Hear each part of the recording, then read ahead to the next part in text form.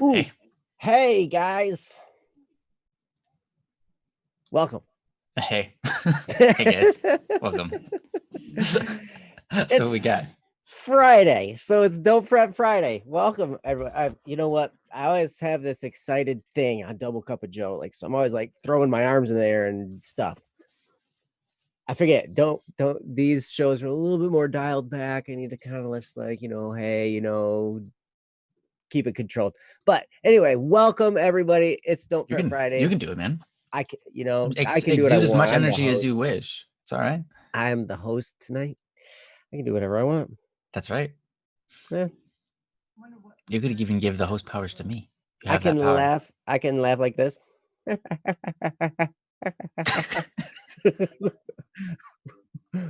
Which is weird. Is it copyright? Is that laugh copyright? I bet the Woody the Woodpecker laugh is copyright. Did you ever meet anybody who laughed like this? I've seen it on TV. I saw. Yeah, but that's not copyrighted, Jim Carrey. Can they hear you, Jesse? Or are we? So we're talking to voices in our heads. Great. That's good. All right, perfect. Let's start over. We get a do-over. Welcome. It's Don't Fret Friday. That's how it should start. What is that? What did you just throw? A banana? Like, what are you, Diddy Kong? What was that? Oh, it's a highlighter. It's a highlighter. I have a highlighter. Yes.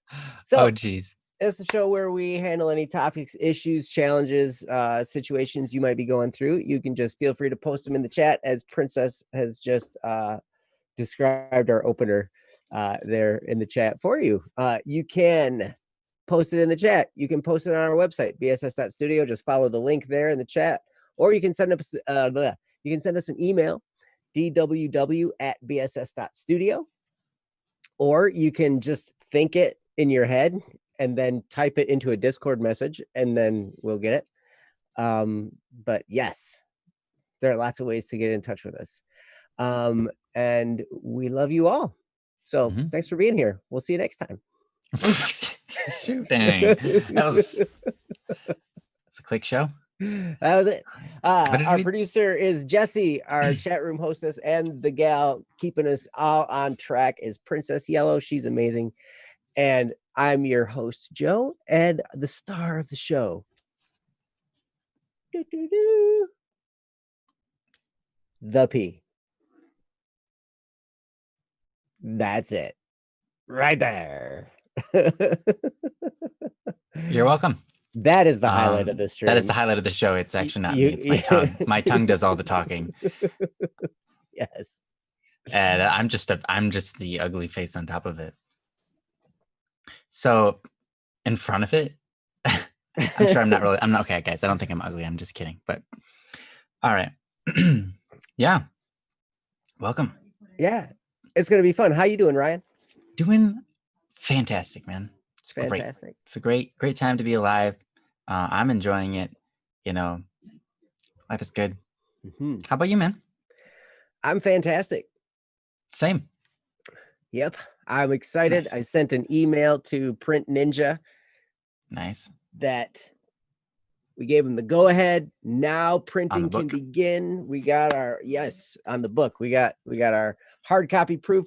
We looked it over. We studied it. You guys heard last time probably, but now Print Ninja has been contacted, so printing can begin.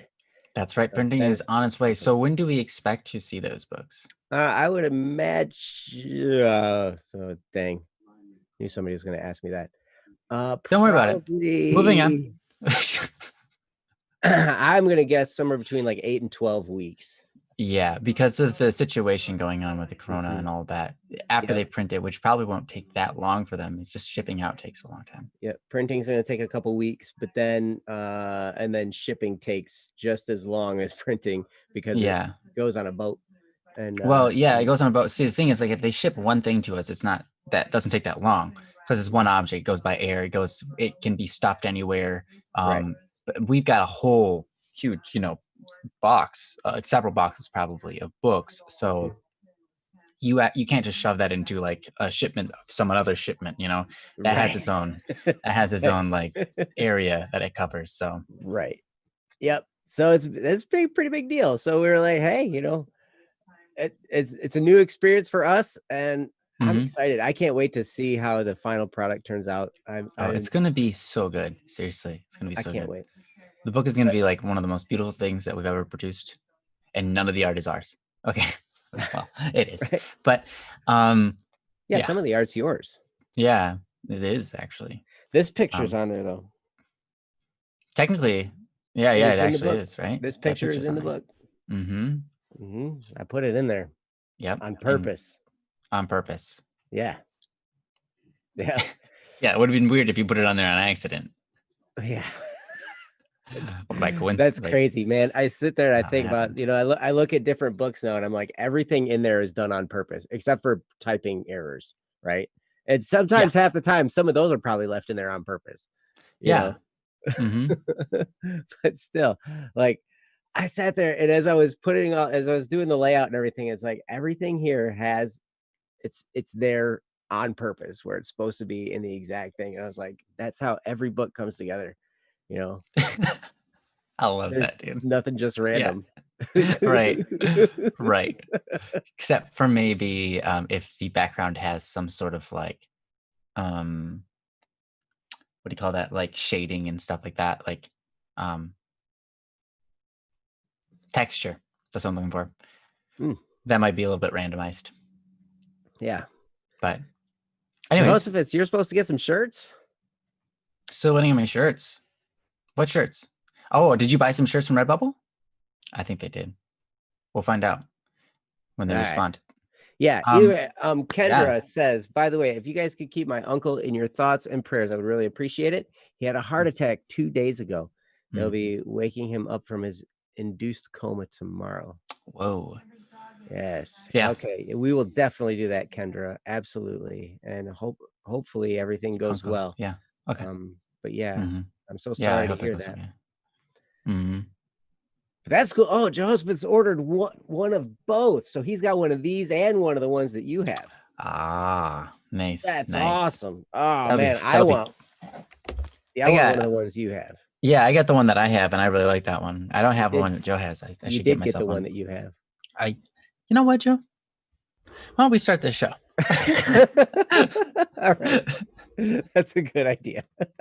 Oh, don't be clicking. Tell me what I have when I get what I have. All right. So I'm going to go through the list of names. And if you hear your name, just give us a shout. Say, hey, I'm here. And we will go from there. So here's the list. Sumner Kagan, John Doe, Man Left Behind, Eric Bodine, Caffrey, Mark Anthony, Akil, Sparrow, Key, Matt, and Hyrule. Nice. Really cool to see. The list is getting we're getting some people in here, you know, and that's really useful because well, obviously we need topics, or else we just go on talking about what shirts we have and stuff. We can, which is great. I can talk about shirts all day long. It's so funny because hey, Jerry, hey, nice to see you. What's up with your mom and dad? What's up with your mom and dad? It's funny, when we get on Double Cup of Joe in the mornings, a lot of times we don't really prepare. We just we have a topic and we're like, okay, we're just going to talk for a while. Okay, perfect. And then we just wing it. It's a good thing we pray first. There you go. because that way it's not necessarily all our words coming out, right? So we have some assistance. But yeah, hey, Hyrule's here too. Incredible. That's great. So we do have Akil. We've got Key, Jerry, and we've also got Hyrule, and we might even have Matt. I'm not sure yet. Okay. Well, I'll tell you what, Akil, you are first on the list. So pick one of yours that you want us to do, either Walking Away, Fast Friendship, or Dreamless. That's right. So you just let us know which one of those you would prefer, and we'll take it. That's right. The timer starts now. If we don't hear from you in an unspecified amount of time, we'll pick for you. Time's up. So looks like we're going with.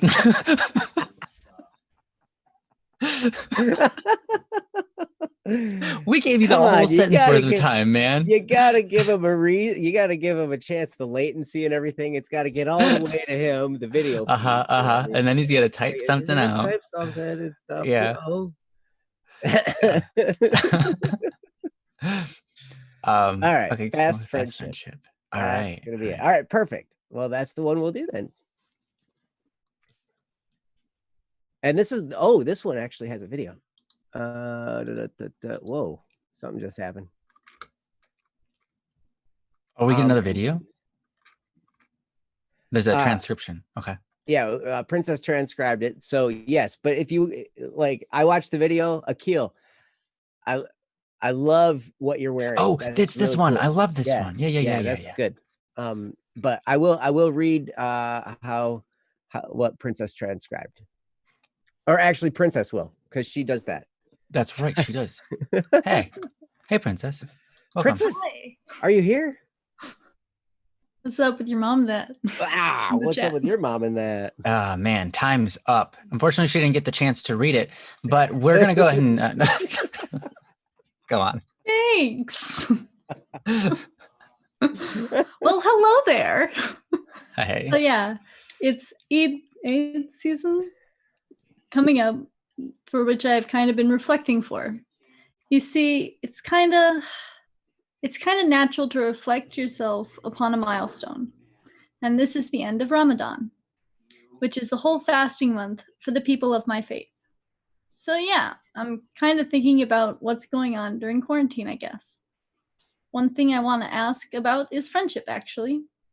You see, the internet is a wild place because you can be so far and yet so close. So found new friends, you could say, but I don't really know what they feel about me. Probably just some random old guy. Anyways, I just thought I should ask, how do I be a friend? So yeah, that's kind of my question. I am quite an awkward person. It is the day before Ramadan, or before Eid, which is a very significant celebration to my faith, a day of victory, so I'm spending time reflecting. Things have changed quite a bit during quarantine, and I somehow made new friends. The thing is, I don't know how to be a friend. Help! From Akil. Thanks, Akil. Love you, man. I loved in the video you had this this part where when you asked how do I be a friend, you're like, how do I be a friend? It's awesome. But you're staring at it. It's amazing. I loved it. That's one way you could do it. It'd be interesting. Mm-hmm. But yeah, Akil, thank you so much for the topic, and thanks for sharing. We're gonna have to figure out a way to actually this is probably going to be something we're going to have to figure out if Jesse can learn how to do. Anytime we have a video or an audio that comes through on something like this, maybe we could have a way for Jesse to play it. It would be cool. And then of course with the people's permission, but yeah, I mean, if they put a video on the website, I'm sure they're yeah, probably they're expecting people to watch it. So work in progress, he says. Okay, well, hey, we'll start a support ticket for you if you don't get it done fast enough. Yep, time's up. So it looks like we're going to send a support ticket. Nice. All right. Well, so anyway, no, this is a really good question, because that's something I struggled with for a really long time, and something Ryan has taught me a lot about how to be a friend. So Ryan, please share. Honestly, though, I would say one of the really great lines that you said, Joe. This was a long time ago. This was like when I was back in Colorado. This was probably like 5 years ago or something, maybe less, but maybe around 5. You and I would actually call each other a lot, and we would talk about religious stuff. This was before you became Catholic, and it was a great time. I remember one time you debate stuff a lot. Yeah, we would debate, and it was good. It was really, really healthy, and it was really awesome. And and it was really cool because it made me think, and it's like, I don't know the answer to that, or that seems interesting. What I've heard on this is this, I don't know, so it made me have to think too. It's really cool. Made both of us think to debate like that. But one of the things that I remember Joe said, he called me up and he was like, yeah, I was thinking about this. He said, it's interesting because a lot of times when we're kids or even as adults, we get the wrong idea, right? We say, we go up to somebody and we say, hey, will you be my friend? Can we be friends? You know? But it's not entirely wrong to ask someone to be their friend, to be your friend, right? But really, I think it's the wrong approach, Joe said, you know, because a friend is something we choose to be on our own. It's not something we can cause someone to be, you know. It's a type of commitment, action, desire, view, perception. It's all of those things, but that's all of us, all inside of us. So how do we be a friend, right? That's up to us entirely. We can't rely on somebody else. If someone else is not treating us well, right? Maybe they're not being a very good friend, but that it's up to you, right? Regardless of how they treat you, if you're going to be a good friend or not.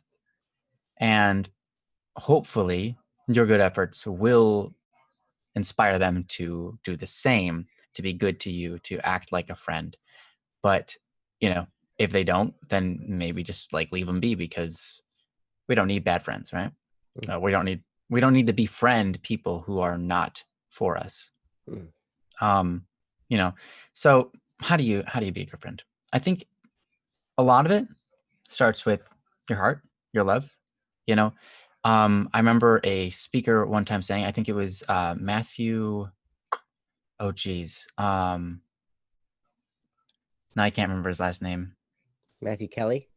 Yeah, thanks, Matthew Kelly. He did. He did like yeah. I figured you might get it if I said the first name. Matthew Kelly. He did a speech, and one of the things he said is, the best teachers we have in life are the people that bring out the best in us, right? The people that help us to become the best versions of ourselves. The best parents in the world are those that help their children become the best versions of themselves, right? They foster that in. And the best friends are the friends that help us become the best version of ourselves, right? If we are a good friend, right, we're going to make other people around us feel better about who they are, achieve better things, shoot for better goals, have better virtues, things like that. I think a lot of times our fast approach to friendship is through comedy, through being funny, through being entertaining, right? We want to be entertaining. We don't necessarily want to be impressive. We do want to impress. We do want them to like us, right? But a lot of times we end up just like, if I'm funny enough, they'll like me, which is true because the human mind likes to be entertained, but it doesn't necessarily make you a good friend. To be liked is different than a friend. If someone likes you, they'll treat you well, right? They'll treat you maybe like a friend. But if someone is a friend, they'll be looking out for you, right? They'll be looking at you and saying, how do I help this person in their life? When I see you in trouble, they'll work to make sure that you are in good standing, that they'll help you out, right? Even if you like something, it doesn't mean that you will go out of your way to help them. A friend does, right? He said, I'm kind of hesitant to call people friends since I used to lightly throw it around. So I just wanted to work on it. What is a friend, right?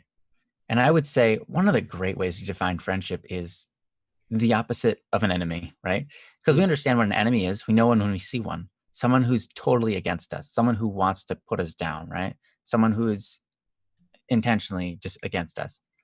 So a friend is someone who's for us, someone who wants to build us up, right? So it's okay, I think, to throw the word around, as long as your heart does truly intend to help other people out. It becomes easy to be a friend to many people when you love people. When you have a hard time loving people, it becomes very difficult.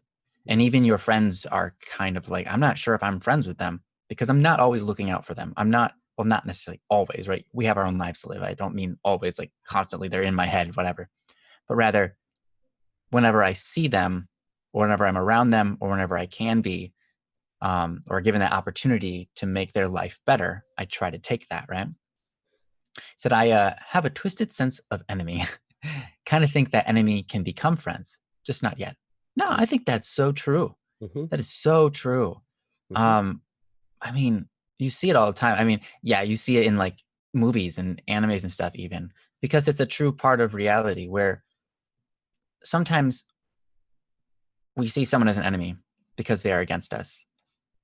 But then through conflict, we actually become close. Mm. And then we start to learn who that person actually is, not just who we think they are. And we realize, wow, they share the same, sense of values. They're just going a different way about it. Joe talked about this with a friend, where he talked about a friend, they were both sitting in a hot tub and they have completely different political standpoints. Mm-hmm. But at the end of the day, they're still friends. And the more they can talk about those things, the more their minds are opened, even though they're standing on two different fronts. You might think them enemies in a political sense, but yet they are friends. And through that, the political environment and understanding between the two of them actually is enhanced. Mm-hmm. So I would say an enemy is more than just someone necessarily who stands against you or apart from you, but an enemy intends to lower your life in some way, to disrupt your life, to make your life worse, to, instead of find the best in you and bring it out and make it better, they find the worst in you and share it. And they try to make sure that that's how the world sees you, right? They try to put you down. They try to make your life worse, right? But even those people, if we get close, right, we can become friends with them. And then they stop trying that, and then they start trying to build us up because we build each other up together, right?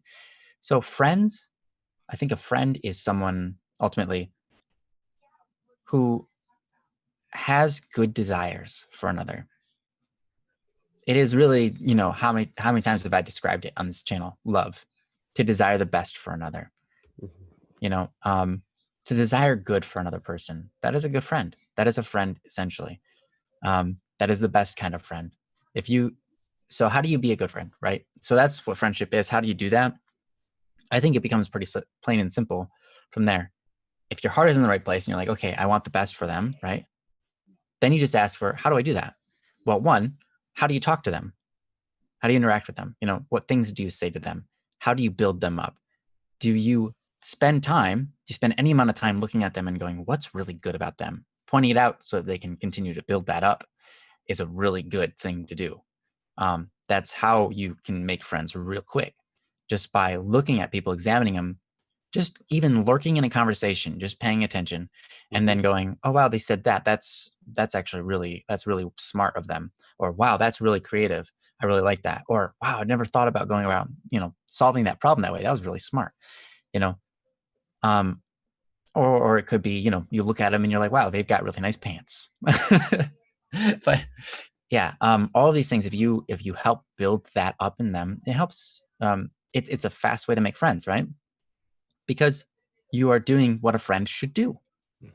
So you are actively acting like a friend before you've even necessarily gotten to know each other. So it's, I think friendship is the devotion to continue doing that, right?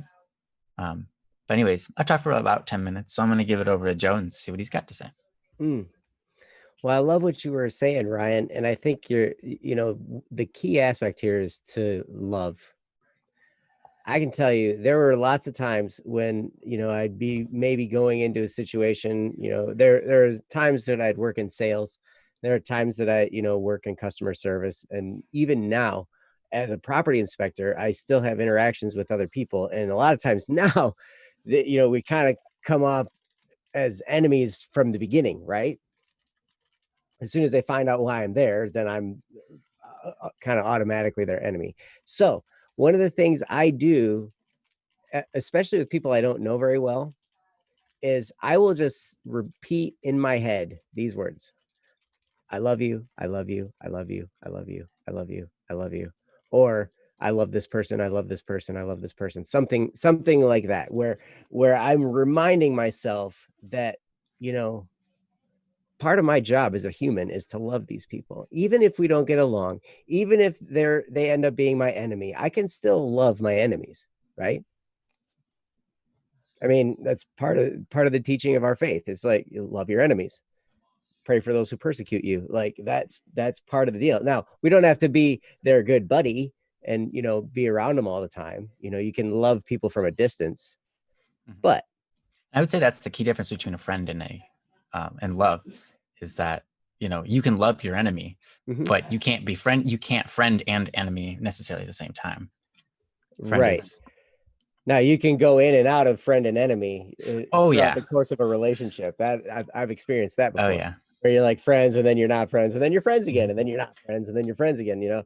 But right, because it requires both sides. Absolutely it does. But there are a couple things you can do. A lot of what I learned about how to be a friend came from a book, surprisingly. It's called How to Win Friends and Influence People. It's right in the title, right? How to Win Friends and Influence People, right? But this whole book is based on the premise that your heart's in the right place, because it teaches you all kinds of techniques, but they don't work if they're fake. Like, so the key is to genuinely be interested in the other person, to genuinely take a liking to them, to genuinely love them in your heart, right? And then all the techniques that they describe in there, like smiling and shaking hands and, you know, asking questions and, you know, drawing them out in conversations and doing all those things, right? All that falls into place and works when you start with step number one, which is take a genuine interest in them and really be interested in them. And so like when you are talking to them, listen to their answers, ask them questions, find things that you can ask them about, and then listen and let them talk. Ask them questions about what they're talking about. And so it continues the conversation. But all of that, if it's fake, you're going to get sniffed out a mile away. You will. You know, and it'll feel weird and it'll rub them the wrong way. And, you know, they'll want to recoil a little bit. Right. So the idea is start first with what Ryan was talking about there, is to have that genuine love for others. And when you have that, all these other things fall into place. When you have a genuine interest in someone, you're happy to see them. So you naturally smile when you see them. It's just natural. When you shake their hand or when you greet them, however, because I know in different cultures, there are different ways of greeting people. However, it's sincere. A sincere greeting feels good. An insincere greeting doesn't really feel that great, right? So the key, like Ryan was talking about, have in your mind that you love this person, you know, whoever it is, and you can love all kinds of people. And like we stated before, you can love your enemies. But that means that, you know, that doesn't mean that you let your guard down around your enemies, but with your friends, with people who have not decided to be against you in some way, for some reason, excuse me. Then what you do, then you can be like, one of the key things I learned was, they said, be an old shoe kind of person, which means be someone who's very comfortable to be around, easy to wear, easy to be around, you know, like you're just someone who's easy to be around. Like, you're not going to stress them out. You're not going to cause them pain. You're just going to be comfortable to be around. And when you can cultivate that in yourself, that calm, peaceful, serene, you know, like, hey, I just love this person and I'm glad to spend this time with them. And when you're at peace like that, you naturally become easy to be around. And Ryan is that person, by the way. You should just know that. Like, I'll point that direction because that's always where Joe is on the other show. That's where I am on the screen, actually, with that we're on. But yeah, you are. Yep. or vertically. I know for you, that's not going to make any sense. You guys, hey Ryan, how's it going? That doesn't make sense. I have to Yeah. go, hey dude, what's up? You got a Great. black strip that goes. Oh, that's your headphones. Sorry, that's your headphones. Okay. I was just like, a black strip that goes right over. I don't know what that is. I can't tell from this angle. Yeah. Yeah. Jehoshaphat looks like he's got some stuff here in the chat. Yeah, that's actually, really Joe's good. saying some really good Yeah, stuff. friendship is not an exact science. It's a system of checks and balances with a myriad of differences between three people and their relationship with each other. As such, respect and trust can go a long way. Talk about similar interests and feel around for boundaries and see what happens. Sometimes you have to push them to develop or push them away. In general, be a good person to them. Absolutely. Yes. It's easy to be there, but it's the hardest to listen. Listening involves hearing, processing, and responding vocally and or physically. Communication is a two-way street. Yes. So if you like when you're with somebody, to be a good friend, be easy to be around, love them sincerely, take a genuine interest in them. And another thing, I heard a guy speaking one time. He said, become a prodigious noticer. So what that means is notice things like take the time to look and notice what's going on with them and what's going on in the world around you, because what that does is it gives you something to talk about, right? It gives you something to bring up, and you can ask them a question about something. Like maybe you're standing in a line at a restaurant or something and you're like, man, this line's taking forever. It can even start the conversation, right? Now, Yeah. we always try to genuinely tend it toward positive, but even that, that's not necessarily a positive sounding thing, but it can still be the starter of a conversation. You can bring humor into it. There's all kinds of wonderful stuff. However, if you're yourself, which, hey, it's not always easy to be ourselves, right? But if you can be yourself and you can love them, then that goes a long way. And then when you take a genuine interest in someone else, it lights them right up. Mm-hmm. Ryan saw something funny. Akil said that they made a friend a friend and a roommate by standing in a line. Oh, yeah. Nice. Cool. Akil says, I love them, so that's why it's hard for me to say anything sometimes. I'm just better at going against opponents than with allies. I became quiet. I admit I'm afraid that I'll be forgotten. Okay.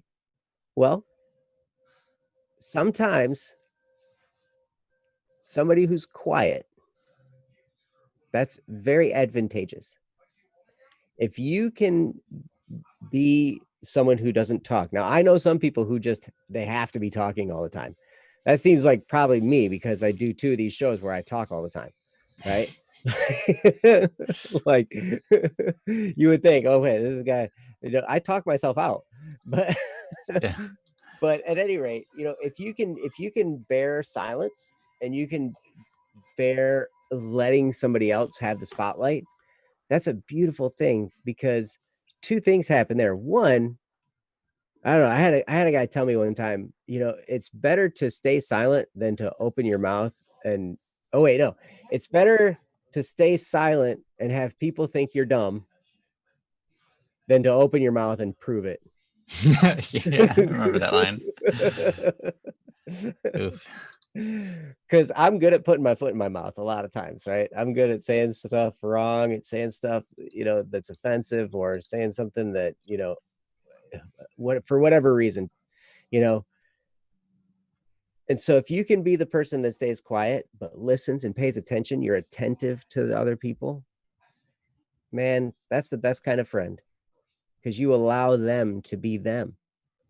And when you allow somebody else to be themselves, you are that comfortable person to be around, because you're like, hey, I'm not going to judge you. I'm not going to say anything bad about you. I'm just going to love you, right? Just as you are.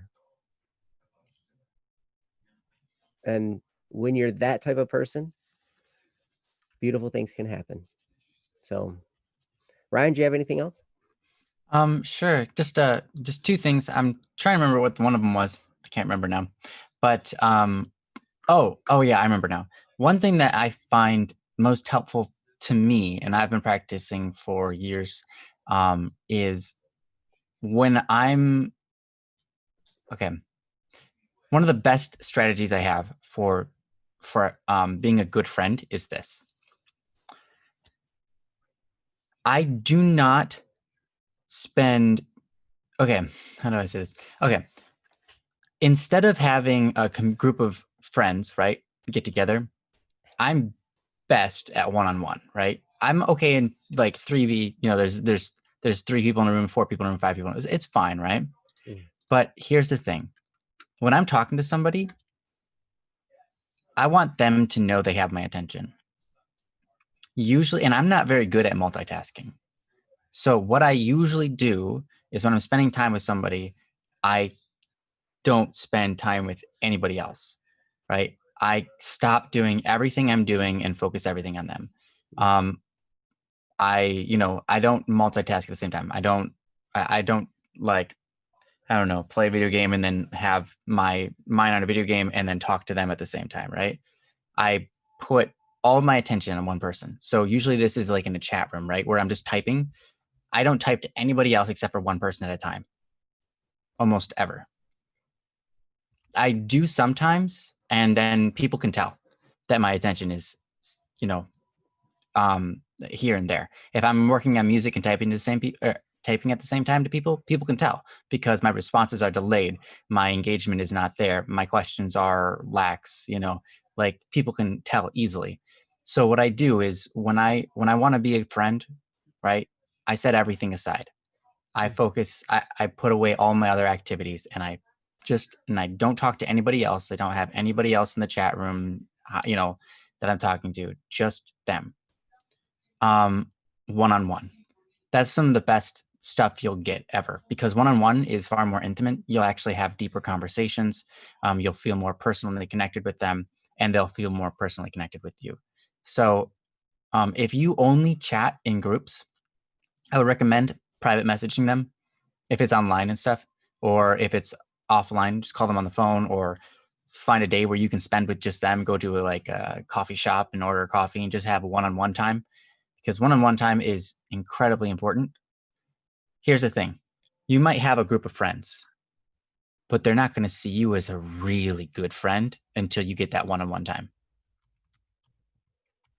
It's just true.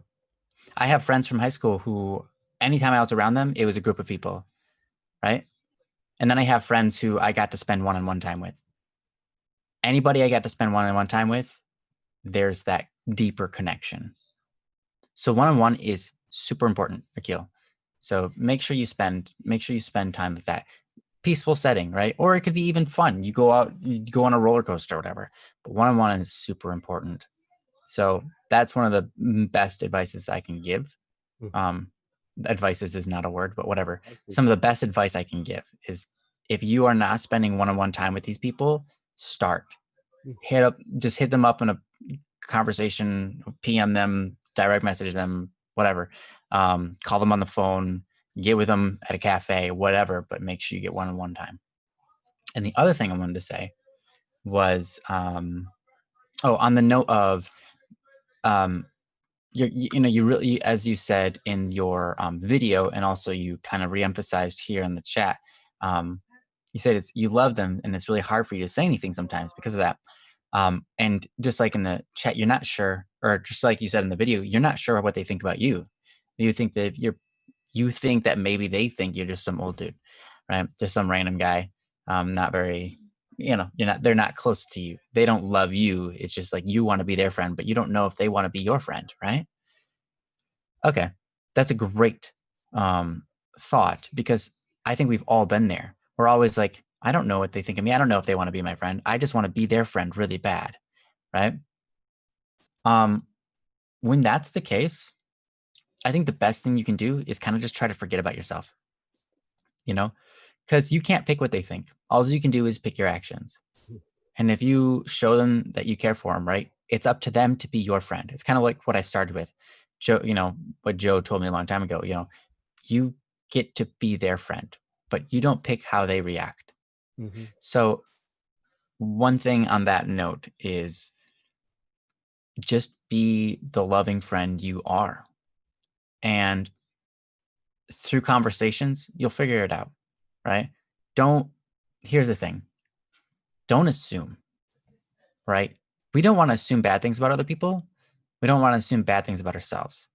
Don't assume negativity. Don't assume that they don't like you. I went through high school assuming everybody didn't like me. I went through middle school assuming everybody didn't like me, right? The reality of the case was a lot of people didn't think of me. A lot of people didn't dislike me. I was just another person. Like, I just thought they hated me. And because of that, I was distant. I stopped saying things. What's funny is when I started to just say things regardless of what people thought of me, I made a bunch more friends. You know why? Because I'm exuding confidence. I'm showing that, hey, this is who I am. And who I am is a whole lot more likable than who I'm not. Does that make sense, Akil? I'm going to say it again. Who I am is a whole lot more likable than who I'm not. So if you are refraining from saying things that you want to say because you're afraid that they won't like you anymore, or you're afraid it will hinder the friendship or whatever, I would say be yourself. Vocally be yourself. Say things out loud, because that's who you are, and you're letting them in on that, and you're allowing them to like you. The more you hold back, the more they don't know you, right? But if you're a naturally shy and quiet person, like if you're naturally quiet, right, not shy. No one's naturally shy. Shy is just a reaction to a environment, right? But if you're a quiet person, that's just who you are, and that's good. But if you're naturally maybe a vocal person, be that way in public, right? Don't be shy. Don't be scared to say things, because you are letting them know who you are, and so that they can be your friend. So part of being a friend is being who you are.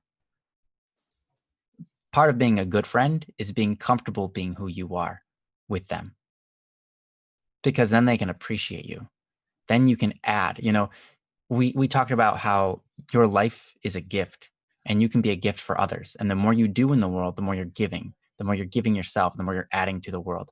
The more you hold back, the less you're giving to your friends.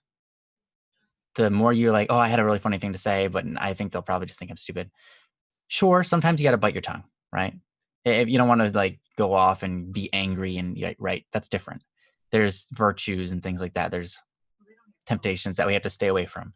But when it comes to just being a friend, if you're afraid, if at any point you're like, I'm afraid they'll think down on me, that's like you're recoiling upon yourself. And I say, don't do that, right? Just be virtuous, of course, but be yourself. Be comfortable being yourself. And if you're not comfortable being yourself, force yourself to be yourself, and then start to get comfortable with it. Because that's, again, how you make friends. Like I said, when I was in high school, I started to do that, and I made tons and tons of friends, which I couldn't make until I did that, because no one knew who I was until I started actually being who I am, right? So that's the last thing I got. So that'll end it, I believe. Yeah. Unless you got anything else. No, just remember, Akil, in friendship, love is spelled Time. Timmy. Time. Okay, time.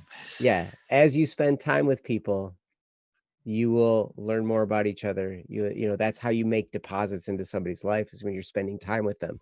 And then once you spend enough time with them, then now you guys trust each other. You can speak into each other's lives at a lot deeper level, but it takes investing that time into people. And so that's what, I heard a guy say he's like, hey, people spell love Time.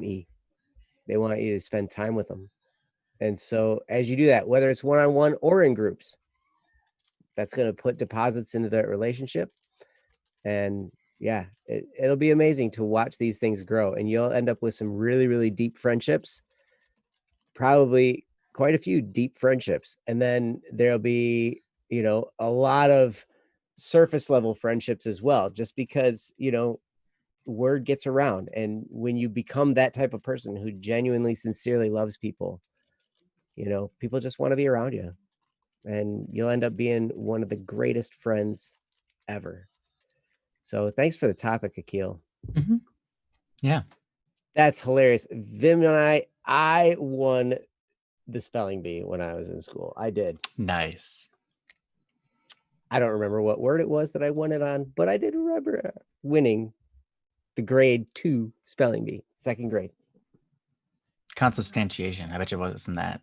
It's not consubstantiation. Yeah. It was like spelling or something. Spelling. Spell spelling. Spelling. I got it. Yes. So anyway, hey, Sparrow's here now. I see Sparrow. So Akil, thank you again for the topic. That was awesome. And you know, it's a great thing because, you know, we can all use a little bit of information on how to be a better friend. We could always use a reminder to be better friends. Absolutely. Absolutely. Always. So thank you. That is very awesome. So moving on, we have Sparrow and we have Hyrule, and I believe, I don't know if I believe, yeah, Matt is here. Matt is here too. Yeah, AKD. Oh, AKD. Right? Oh, that's right. Okay, cool. Man, you guys. All right. Well, let's see how many we can get through. What do you think? Yeah, let's see it. So let's power through. Yeah, let's see it. Yeah. All right. Next on the list is Sparrow, the ice cream disappointment. And I'm the anonymous frog, I think. Well, maybe not. I don't know. Sparrow is here. Sparrow's here, is here? So I just saw you just complimented me on my shirt. My lovely shirt. It is a lovely shirt. I bet you can't guess who that is.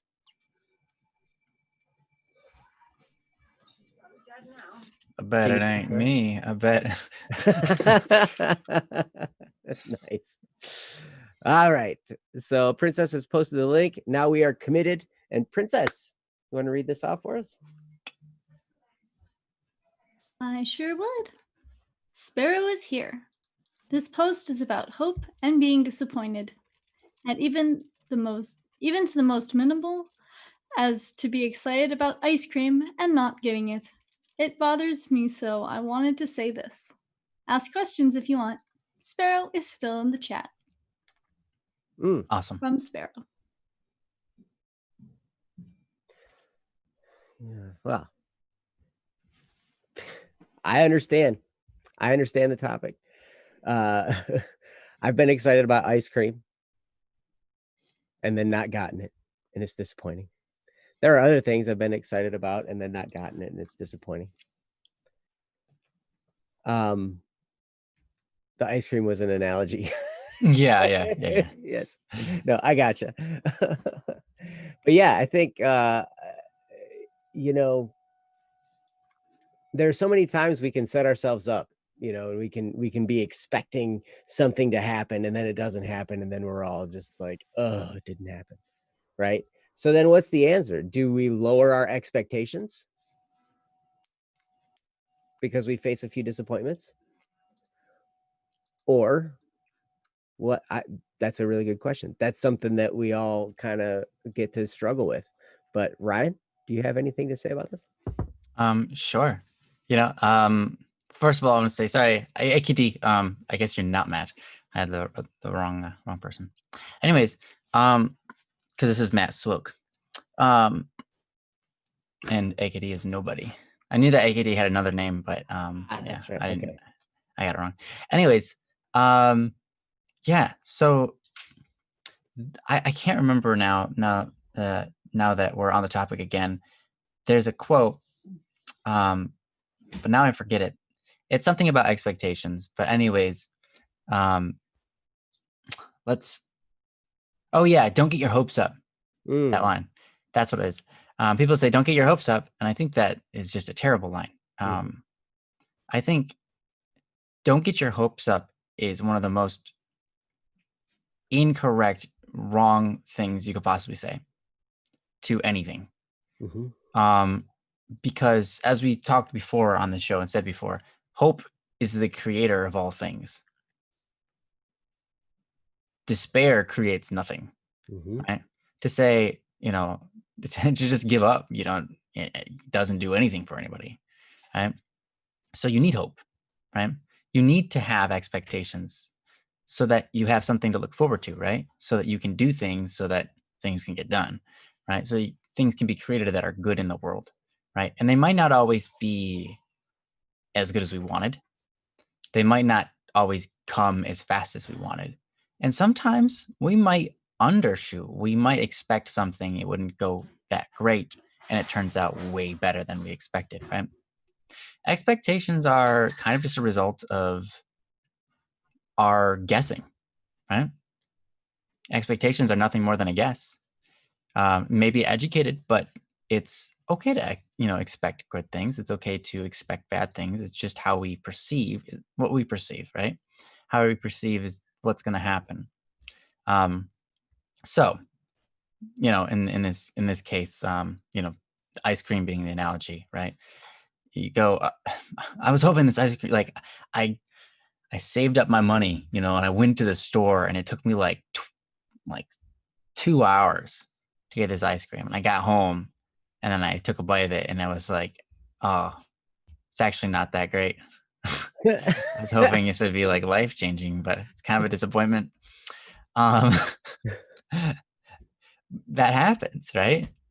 So what do we do when that happens, right? I think that's a good question. I don't think it's a question very little asked. When something is a disappointment, what's our reaction? And I think our reaction can be very different depending on the person. And it's not something I've never personally just thought about. When I'm disappointed, how should I respond to that? Because no one does, right? We never think, Blue Moon, what's Blue Moon? Oh my gosh. Okay, sorry. Blue Moon is an awesome ice cream. Nasty. It's fantastic. It's so nasty, it's napsty.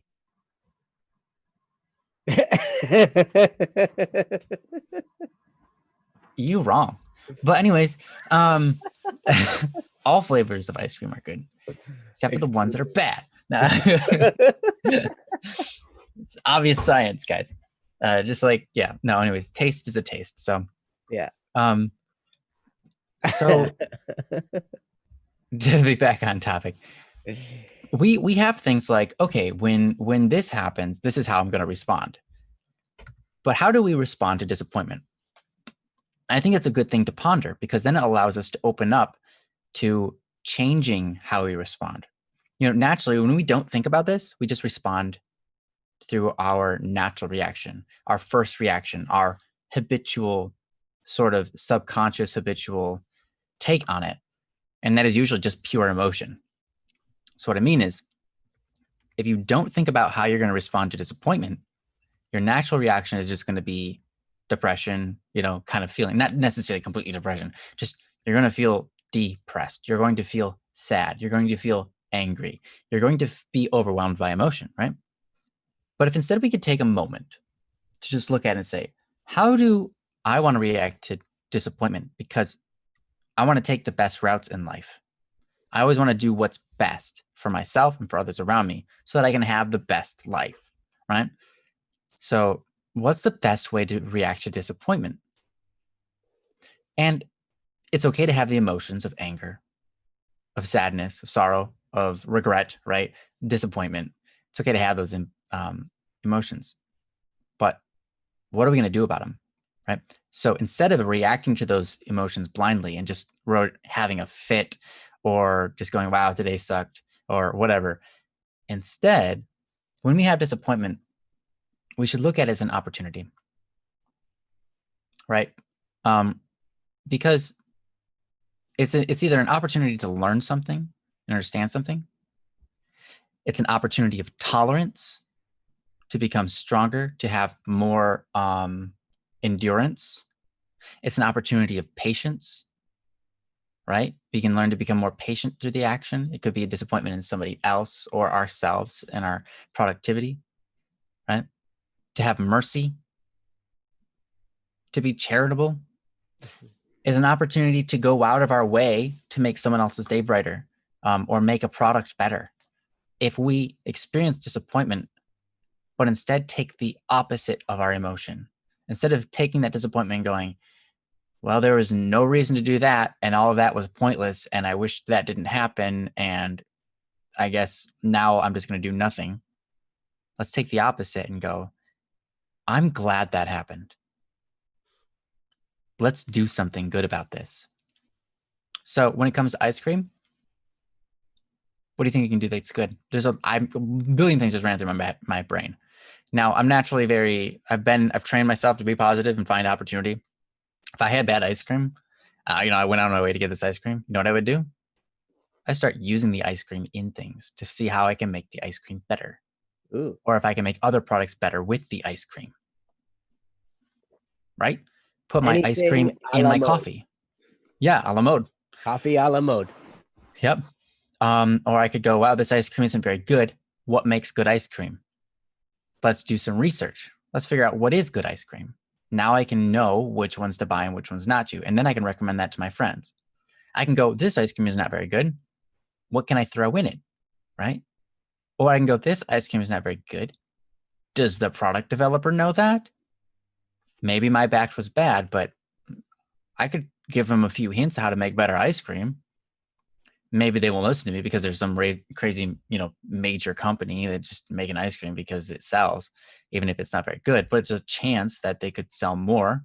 I'll give my advice to the company and say, hey, look, your ice cream, it's ice cream, but it could be way better if you did these things. Try it out and see if your sales go up, and the product developers look at that and go, okay, that's probably a good point, or they'll just take it and throw it away. Doesn't really matter. But what I'm saying is, when you experience disappointment, it's because there's a lack of something, right? So fill that lacking with something that is good, rather than something that is bad, or rather than just expounding the emptiness that is. A lot of times when we experience disappointment, we recoil, right? And so we only aim to expand the lack or the abyss that exists, right? That feeling, and we dig into that feeling, and then it doesn't create anything good. So it's good to have hope. Get your hopes up. Have high expectations. But also prepare your mind to be able to endure and come up with good solutions for when you are disappointed, or for when bad things happen, right? Expectations, they can be good, they can be higher, they can be low, but really the only thing is, the only point is, are your expectations leading you to the best version of yourself? Are your expectations leading you to a better life, to a happier life? Are they leading you to happiness? If your expectations all the time are just like, oh, that's going to be disappointing, I'm not even going to try, yeah, that's always going to end up bad, yeah, this is right, you're going to prevent yourself from growing. You're going to prevent yourself from challenges. You're going to prevent yourself from trying things. You're going to prevent yourself from even good things that could happen beyond your expectations, because you're turning down all these opportunities. Instead, I would say, oh, look at that. So this could happen and it could be bad, but this could also happen and that could be really good. How do I steer the ship into that good direction from here? On anything, it's a logical approach, but that logical approach gets your excitement up, which is an emotional reaction. It gets your expectations up, which is a logical, emotional kind of weird mix, right? Because expectation is like, you're looking at something and you're trying to gauge, is it good or is it bad? And a lot of times our emotions play into that. They kind of write our logic, like, oh yeah, this is the side I'm looking at because I'm really excited about this. I'm really happy about this. So I'm seeing all of these opportunities, right? Or I really don't want to do that. So I'm seeing all of these bad things that could happen, right? So we have to take all of this in mind, right? When we are dealing with something that is a disappointment, or we're dealing with any opportunity that exists out there where we have a chance to act.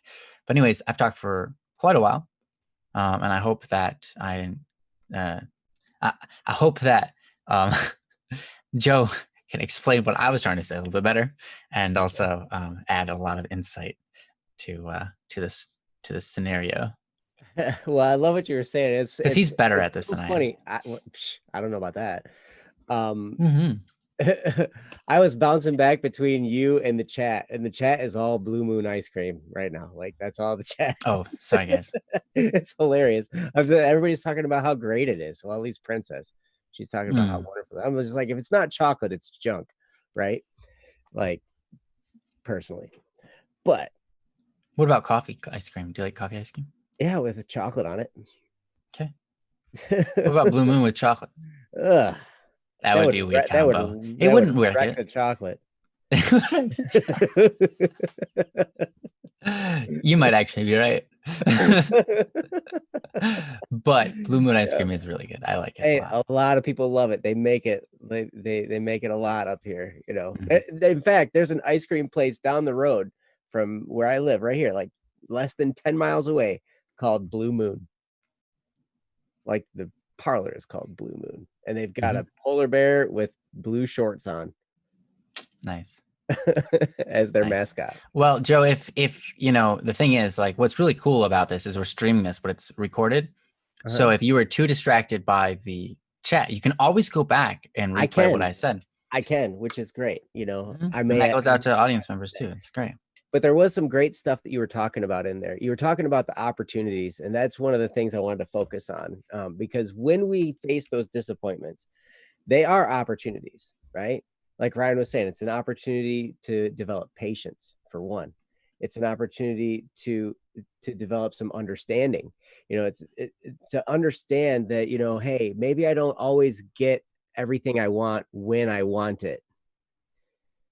And that, like, man, patience is one of those most important virtues to develop, and that's a chance to develop it. And another thing too is it starts to teach you that you need to find fulfillment elsewhere.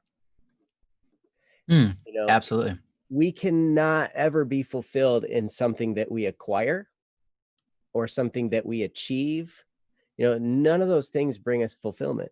They might make us feel good for a while, but none of them will bring us fulfillment.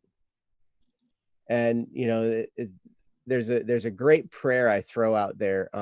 Usually when people are having some kind of a relationship issue, but it makes sense here too. And it's called "Be Satisfied with Me" by Saint Anthony of Padua, and it talks about, you know, like this is basically a conversation with God, and God is saying, you know, until you understand how to be satisfied with me alone, with God alone, right?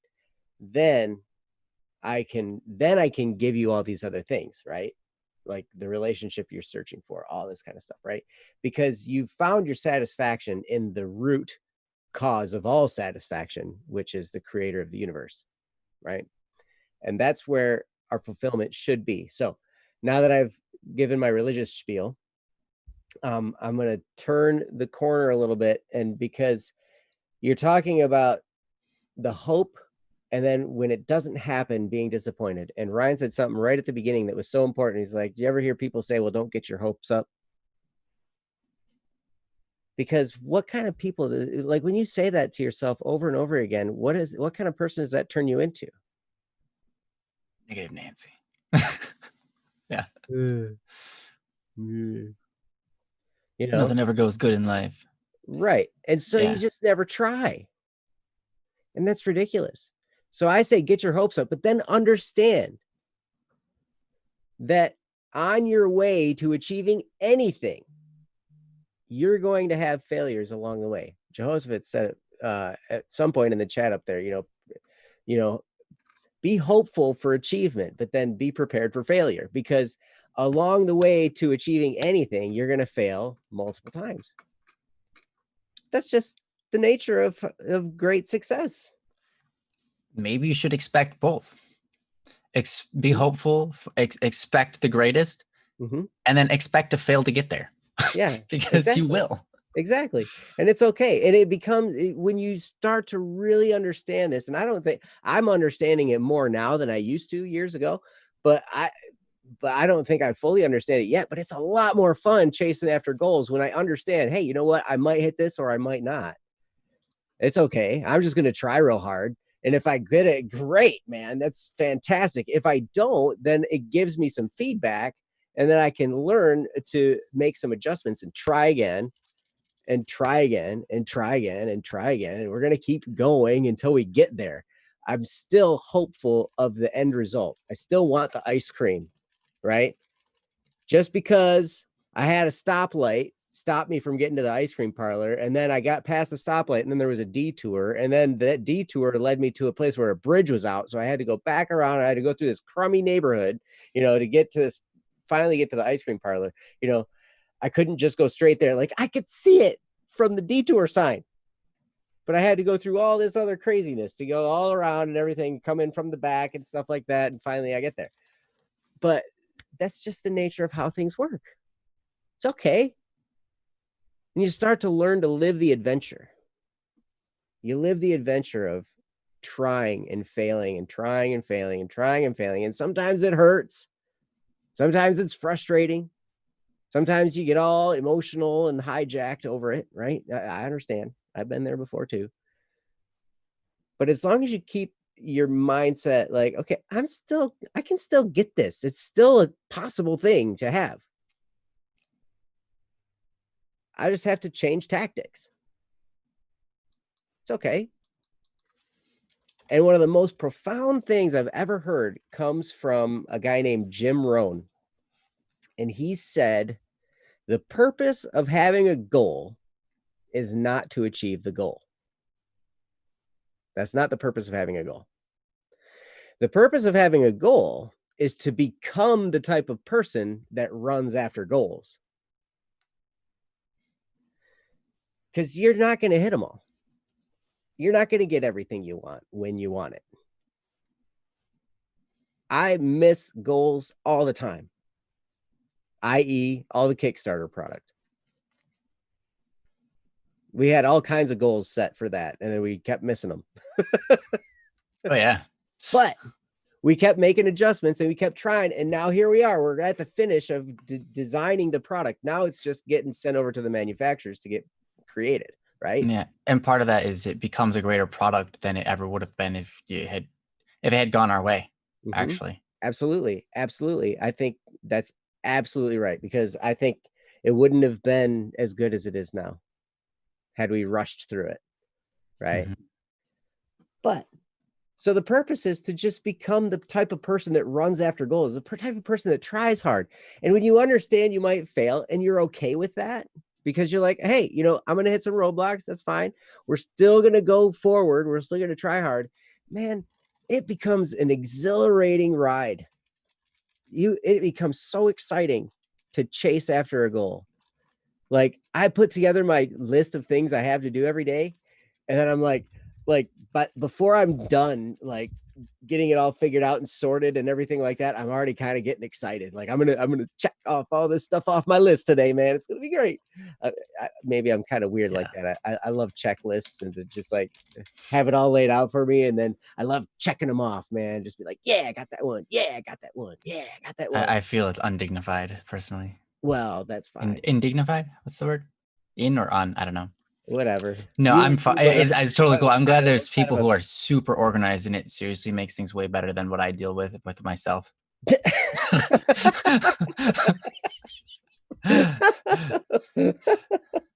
Well, good. That's all they make it a joke. It's pretty good. It's a pretty good habit. But it's crazy because most days I don't get all the stuff done on my checklist. And it used to demoralize me. It totally did. Like, when I didn't hit the goal I wanted, it would make me depressed. It would make me sad. I would be all like upset about it, and people wouldn't want to be around me for a while. I mean, it was just crazy. But then when I started to finally understand, this is all just part of it. It's okay. It really clicked. One of the very first times it ever clicked, actually, was the first project I ever worked on with Ryan, which was our first music CD that we made together. And it took us a long time, longer Oh, than yeah. we ever thought possible, right? That was what they wrote. That was the quote in That's there. literally what they wrote in the booklet for us. The project that took longer than ever thought possible, or something like that. I was Yeah. like, wow, it's incredible. Yep, but at least they weren't paying us that whole time. So Yeah. we were thankful for that, you know, like Mhm. we worked out a royalty deal rather than a pay per time deal. Yeah. But at any rate, it did take a long time. And we went through a lot of nonsense to get it done. And we finally got it done. We thought we had it done. And then my computer crashed and my hard drive seized up. And it was like Mhm. emergency time, you know. And then all of a sudden we're sitting there and Kyle, Ryan's brother, Kyle's like, well, maybe we need to take your hard drive out and put it in the freezer because it's like overheating and all this kind of stuff. And like, I mean, it was just crazy.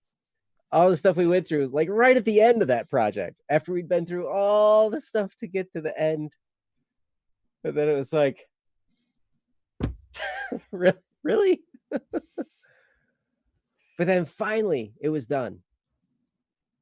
And finally we walked into an arena where they were playing that album over the loudspeakers, and there were thousands of people in there listening to it, and they had no idea who we were.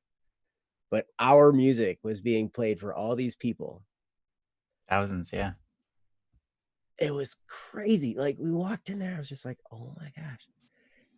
And like my heart was beating super fast and I was sweating and I wanted to cry and, you know, and like hide. But I was so excited and so exhilarated because we actually finished it. It was such a great feeling. But that's not fulfillment. That's achievement for sure.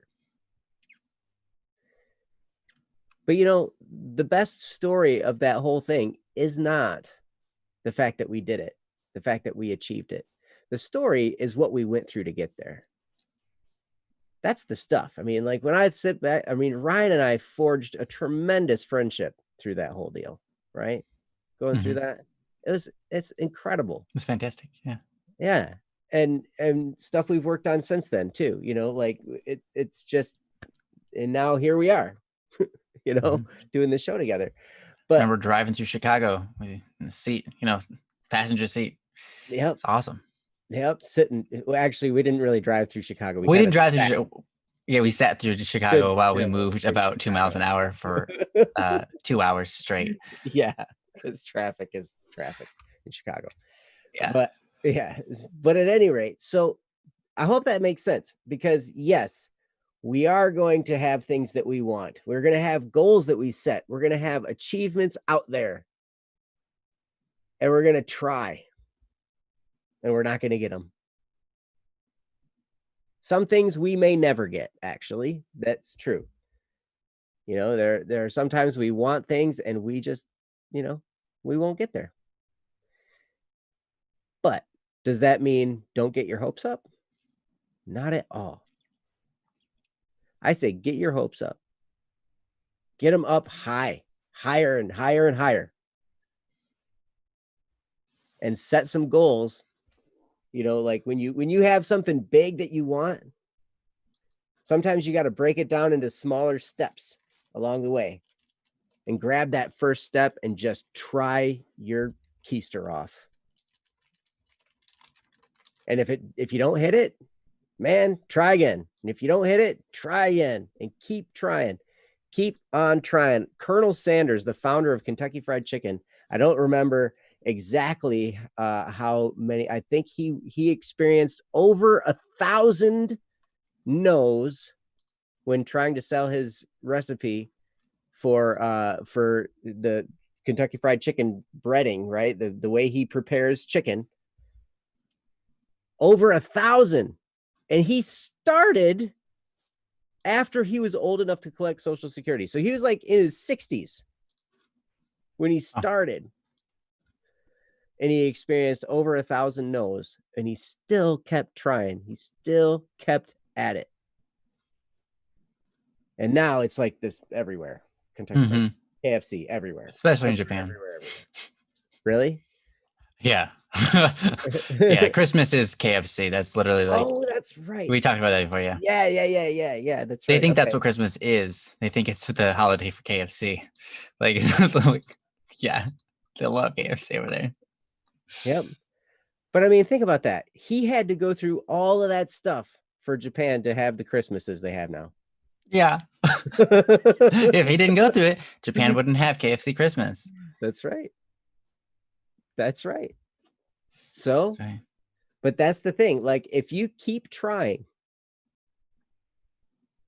even when you fail over and over and over again, yes, it hurts sometimes, but life becomes an exhilarating journey rather than just this boring, well, I'm not going to try anything. Because why get your hopes up? You know, I'm just gonna fail at it anyway. I might as well just sit and do nothing. Or you can be in the arena living. I would encourage you to watch Lindsey Sterling's video, The Arena. She wrote a song called The Arena, and the music video is tremendous for it. And I'm not going to explain it all, but basically, you know, the beginning quote is something along the lines of, you know, the difference between spectators and actual performers, right?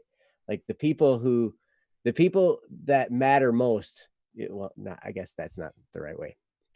People that make the biggest difference. Yeah, okay, yes, that's better. Somebody who makes the biggest difference is the person who's actually in the arena trying hard rather than the person just watching.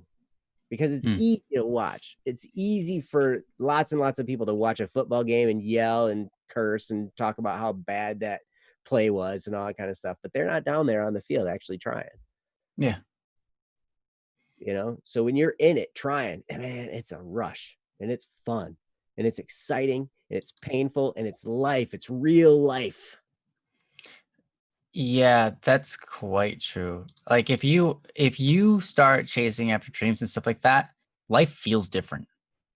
If you get your hopes up about things, life feels like it's like you're living, you know, instead of just on the sideline of your own life being bored, you know. It's pretty cool. Yep. So I'll tell you, do it. Yeah. Ryan, you got anything else? No, I'm ready for the next one. All right. Well, thank you, Sparrow. Thanks for your topic. And yeah, thank you so much. I really appreciate it. It's good to see you again. We haven't seen you in a while. Yeah, I think they've been maybe lurking in the chat, just not saying anything, but I don't know. Hopefully I'll get a chance to stop by more because we really appreciate you, Sparrow. We love you. And you spawned a whole thing about Blue Moon ice cream. Yeah, that's his fault. That's his fault. Nice. Well, thanks. And don't be a stranger. We love having you around. So, yeah. Cherry, you still around? Got a what's up on your mama dat? Yeah, we got a yo, what's up with your mama dat in the chat. And then Blue Moon. Oh, Master Lay missed the whole thing. Wait, Blue Moon, what? You get, wow, that's fine. Don't worry about it, Mr. Lay. It's a sidetrack. Yep. It's one of those Midwestern things like Verner's or Fago. Yeah. It's a wonderful Oh, place. geez. Now Princess is going to go on it. We're not always the ones that sidetrack. No, it's like, Blue Moon ice cream is wonderful, but I don't see anything from Cherry, surprisingly. I haven't seen them say anything in a while. Me neither. But Hyrule's here. But Hyrule is here. Yep. Fago's in Mississippi? Yeah, they're in Mississippi now. Yeah, they I guess since like the late 90s they started going everywhere. That is funny. Maybe Smurfs taste like Blue Moon ice cream. Maybe that's maybe that's why he's always trying to get them. Gargamel. Gargamel's trying to cook them in his stew because they taste like Blue Moon ice cream. Oh my gosh. Fago, yeah, it's a type of soda. It's spelled, however you want to call it. It's spelled like that. Fago. Yeah. Yeah. So you can look it up. It's good stuff. The cream soda, the diet cream soda. Diet, huh? Yeah. The regular not diet so much. stuff. Yeah. But anyway, okay. So all right, Hyrule it is. The link is posted in the chat. let's do it. Let's do it. So this is called "Is This Good for Me?" It's from Hyrule, and Princess is going to share her lovely voice with us. Maybe. I will. Oh, I'm just waiting for you to stop. like time's up. Nope, I guess not. Time's up. So Hi. So I told a girl that I loved her, but she did not love me in the same way. But really, I don't care. We are good friends, and I enjoy her company and kindness. With me knowing this, I'm trying to work on myself. More positive, self-respect, and love others. My question is this good and healthy for me? I think it is, but it's been on my mind for a while. P.S. Wobble dobble to pile chopple, because I wanted to hear Princess say that. Wobble double topple chopple. From Hyrule. Nice. awesome. Thank you, Hyrule. I love you, man. It's hilarious. Oh, that's awesome. All right. Well, yeah, quite honestly, I think you're on the right track. That's a great response to that. So just, yeah, to work on yourself, to be more positive and have self-respect and love others. That's a tremendous response to that situation, because it'd be real easy to be down and out and heartbroken and stuff. So yeah. So Ryan.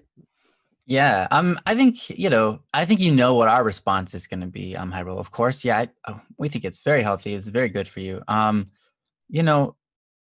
Sometimes it's interesting though to ask these questions, because it allows us to get a little bit deeper into the reality of it, into the wisdom that's the tokens of wisdom that are deep within, that you have to really dig for, like digging for gold. It's kind of like, when I wrote the song "A Reason for Suffering," right? It's one of my favorite songs only because of its message. One of the favorite songs that I wrote, I should say. I don't necessarily have a favorite song, but it's one of my favorite songs that I wrote because of, it's one of those scenarios where it's like, okay, so in the lyrics it says, it's about like, why do we suffer, right? What's the point of that? And it's interesting because it asks why growing is worth anything, right? It says, gave to us a dream that's worth great suffering, that a heart might come to grow, and that have some sort of meaning, right? What is it? It's like, yeah, the suffering helps our heart grow. Cool. But why is a growing heart worth anything? It's a great question, because sometimes we're faced with something. It's like, okay, this is good, but why is good worth anything? Why is good a good thing, right? Why is something that's good something I should go for? We just call it good, and whatever. So it's a great question. It allows you to dig deeper into perhaps faith and religion, but also into ourselves, into our own perceptions of reality and how we understand the world, to understand why something is good, and that good thing begets good, why goodness is the route we should take, right? Because you could have the option of bad and go, okay, well, this is good and this is bad, but you know what? Bad is a better option.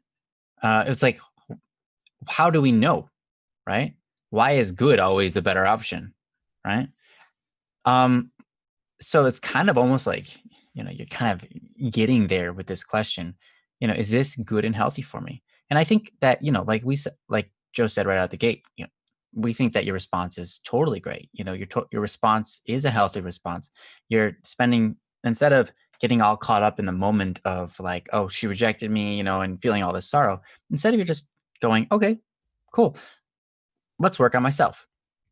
Let's take this moment to, instead of focusing all my attention on this other person, let's focus on myself a little bit. See, okay, where can I improve? And then start moving in that direction. moving into improvement, becoming a better person. And I think that's awesome. But what is being a better person worth? What does it change in the end? I think it changes a lot. Depends, I suppose, particularly upon your religion and your faith life to a degree.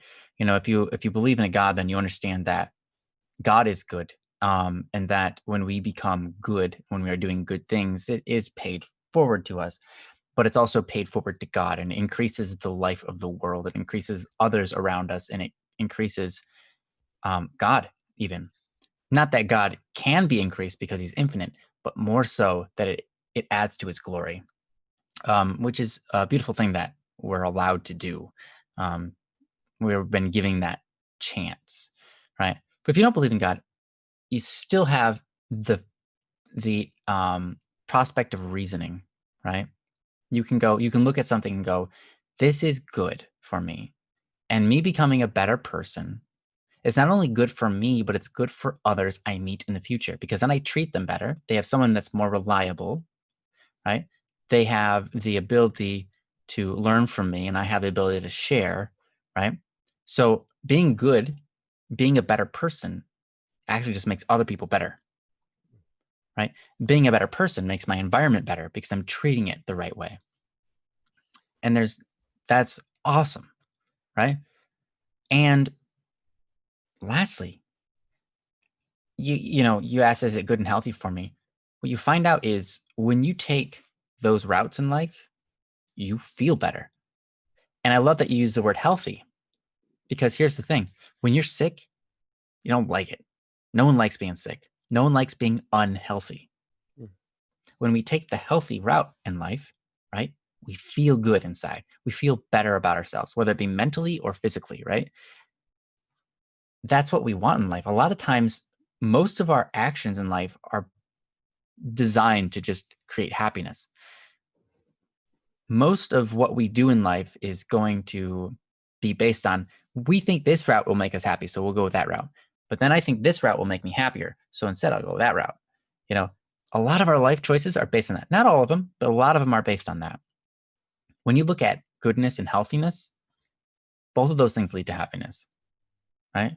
Because happiness is being satisfied. A lot of times that's what happiness is. It's being satisfied with who you are and where you're at.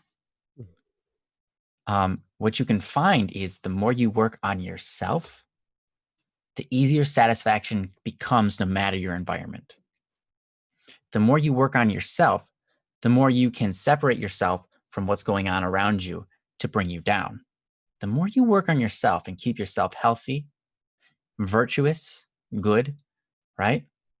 The more the darkness in the world can't even get to you. And so happiness becomes no longer dependent upon the world around us. Happiness no longer becomes dependent upon what others think or what others say or whether we get what we want in life. Happiness no longer depends upon whether things are going our way or if we get this item that we really wanted. Instead, happiness becomes something that we are capable of choosing at any moment, because we realize we can be at peace because we've worked on ourselves, because we've grown to a point where we are in control of our mind and we can choose to be satisfied with what we have, because we always have enough to be satisfied with, but we don't always have the right mind to do that. And in order to get that mind, you have to work on yourself. So Hyrule, we're voting. We're like, absolutely, we're rooting for you. We think this is great. This is a great response. And the more you work on yourself, right, the more later when you do get in a relationship with a girl, that is going to blossom so much better. It is going to grow into a far better relationship than it ever possibly could have if you don't take this moment to work on yourself now. So I think what you're doing is awesome. But anyways, I'm going to give it over to Joe. Oh, thanks, Ryan. That's awesome. And he's absolutely right. I agree. I think this is a great spot for you to be in, because your mindset is right. You're thinking, okay, how can I be a better person? How can I be the best version of myself that I am, right? So one of the things, I mean, one thing I would encourage you to do while you're going through this time, and this is something that Ryan taught me, and he's taught on this show many times, and he may have taught it during that last period, and it might have been a time when I was focused on the chat.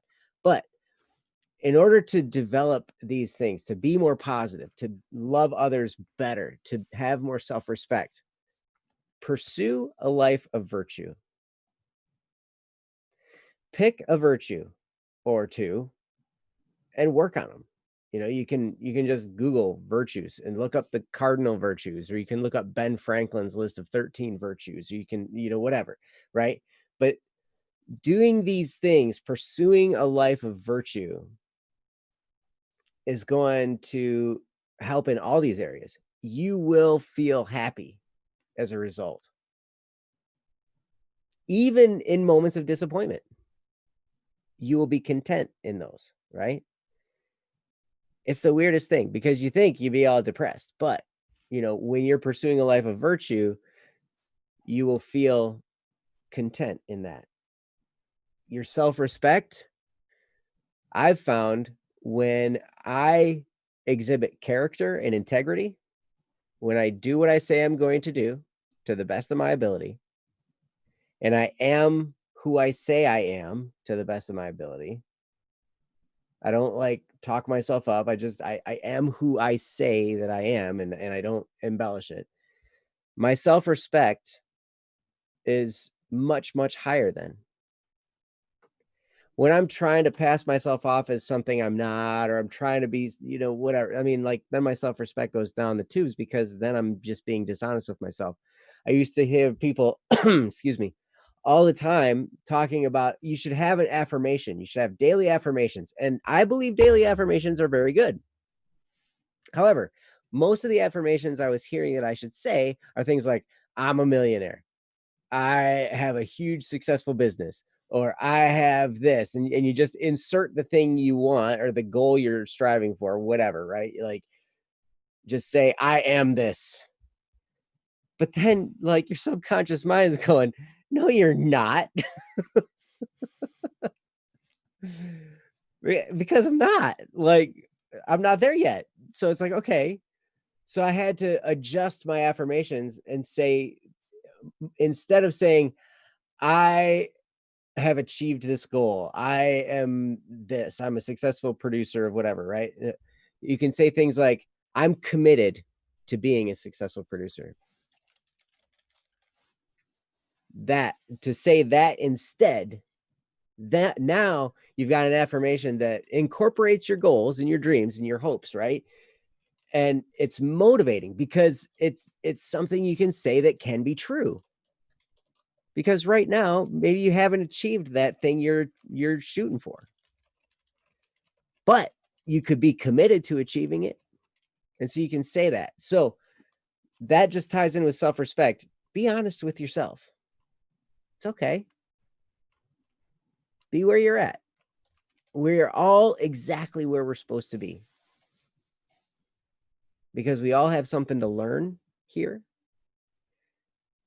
I'm in the position I am. Ryan's in the position he is. You're in the position you are.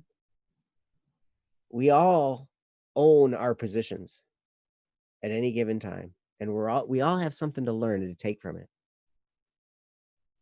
And in this time, man, when you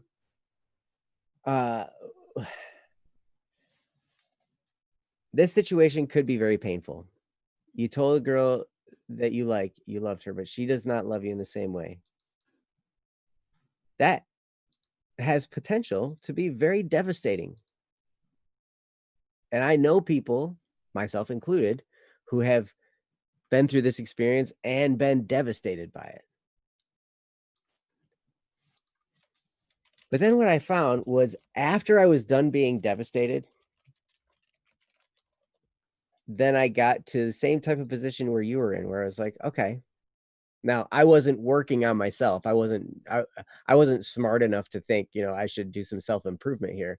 But what I was doing was, I threw myself into music and production and stuff like that. And I got good at it. I threw myself into performance. Like I remember the first time this happened and it was really, really sad. And what I did was I threw myself into the percussion program at college that I was in. And I was the principal percussionist in the percussion ensemble. And I had, then there was all this wonderful stuff that was happening as a result. I ended up in a band that was, was writing some music. I wrote some of the best music I'd ever written after this devastating time, because I was no longer focused on the relationship. I was focused on, the stuff that I was trying to do. And I got to tell you guys, Hyrule goes by the name, I think it's Billy Tilly on SoundCloud. Correct me if that's wrong. But there is so much content. Like, I am amazed at the amount of content this guy produces. It's incredible. Yeah, it's amazing.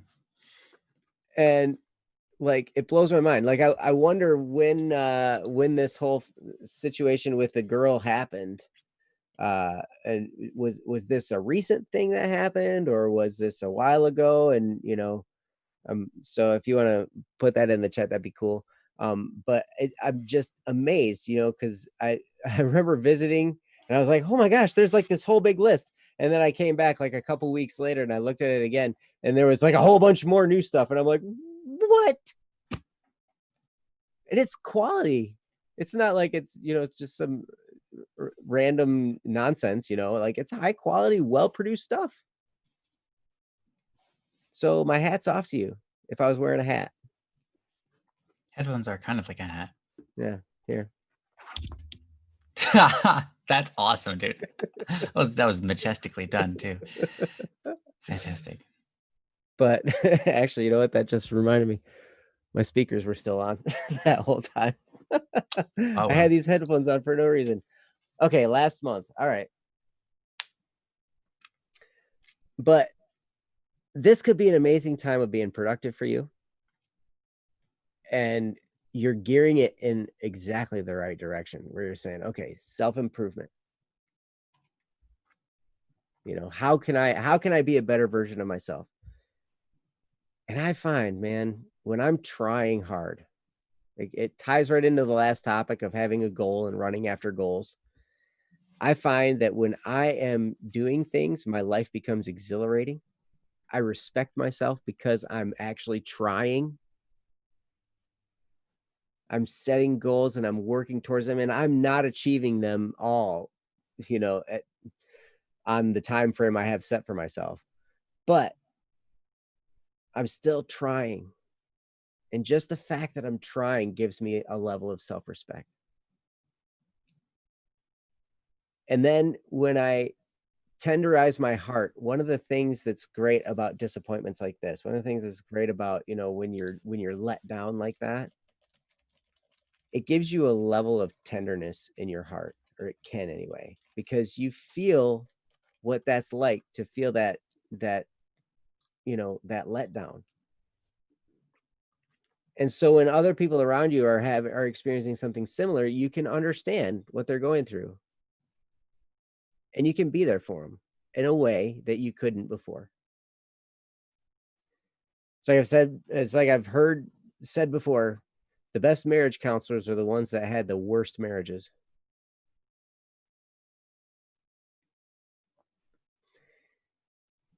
A lot of times the people who are the best friends in a time of crisis are the friends who have been through many crises throughout their life, because they understand how to navigate it, for one, and for two, because they understand what it feels like. And for you to experience this is it's gonna open up a new section of your heart in a way that never would have happened before.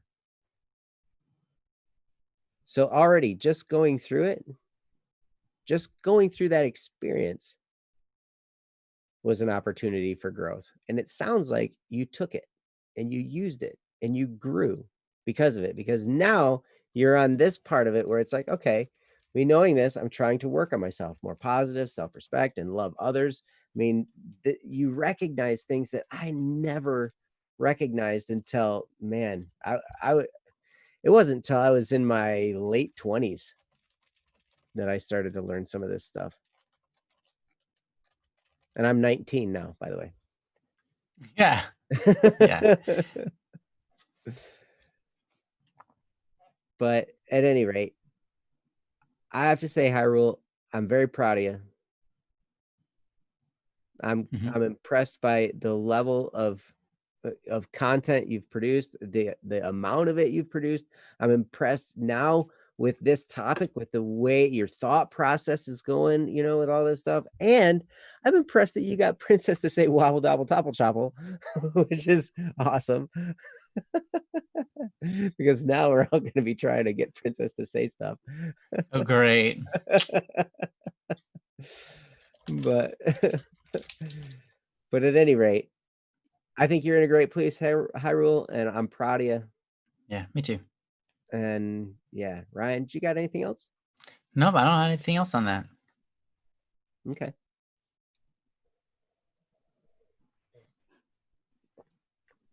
My Well, gee father's whiz. younger than me. Yep. Vim and I had a topic. Did they? Akil's impressed. You impressed Joe enough for him to say that. Wobble, double, chopple, chopple. I was thinking it's kind of remind me of a dubstep song. Wobble, wobble, wobble, wobble, wobble. Wobble, double, double, trouble. Yes. So. Oh, it's not a real one. Yeah, there we go. Yeah. Yeah. Princess, if you could say that, that'd be awesome.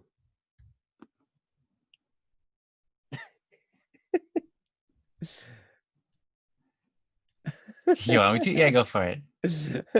Hey, you know, we gotta make everybody happy here, right? Here, I'll even Once just say- Hyrule's question has been discussed, I have a quick question.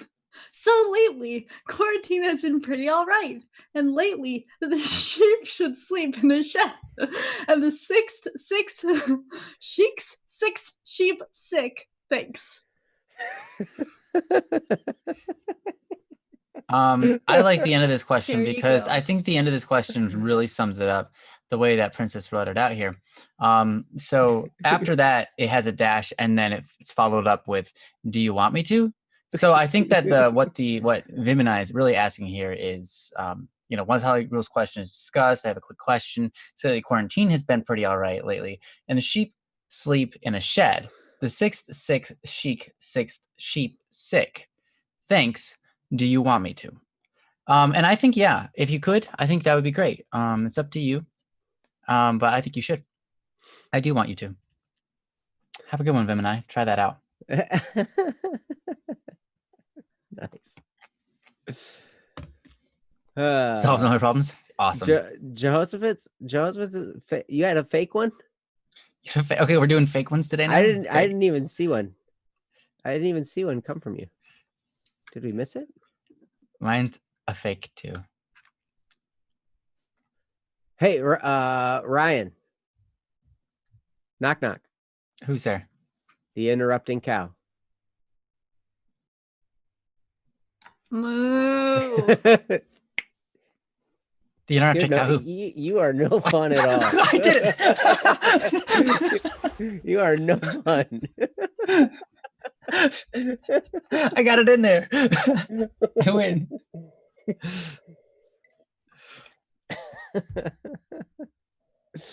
Oh boy. Okay. So, but we do have a new one. Do we have time to do another one? We've got 15 minutes. Okay. Is Cherry, are you still here? And we got a new one from Royal. Yeah, Saigo. Saigo. Is Saigo here? They posted during Saigo. I don't know. Yeah, Wait, very post on. recently. Yeah, they posted today. Today. Are they here? Because it'd be really great.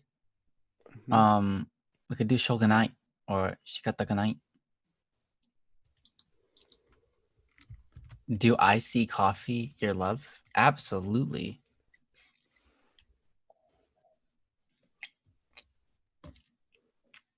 Agawa. Hoshizaro. No. Hoshizora. So it's Hoshizora.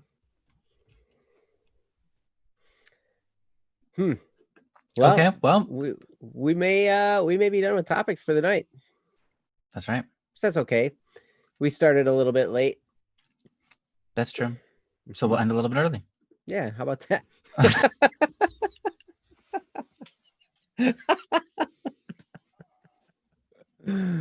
Good Why one. do we? Awesome. I just explained it. All right. That's what we're doing. We're a little bit late. So how about we end a little bit early? Yes. Viv and I. Okay, real question. Oh, that's not a real question. How do I convince people tiramisu is the greatest? You know, that's a tough thing to do because a lot of people don't like coffee. So like Joe Bohan, my co-host on the Double Cup of Joe show, he cannot stand coffee. So it's a good thing that we're not in the same room together because he'd be smelling my coffee breath. Coffee is wonderful. And tiramisu is very coffee flavored.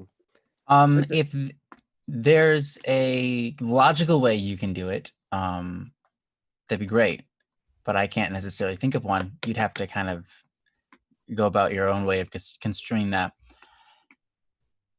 You can convince people that tiramisu is the greatest to you. And I think that's about as far as you can get with that.